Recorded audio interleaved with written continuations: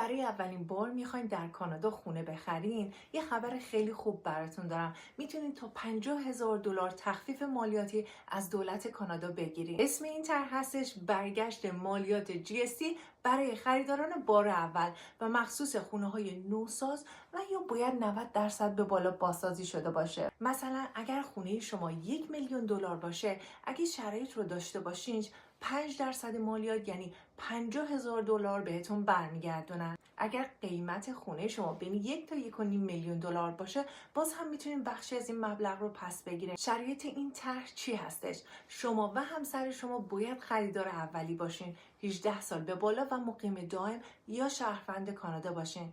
قرارداد خرید باید بین 27 می 2025 تا سال 2030 امضا شده باشه. ساخت خونه باید قبل از 2031 شروع شده باشه و تا 2036 تحویل گرفته بشه. برای جزئیات بیشتر حتما کپشن رو بخونید.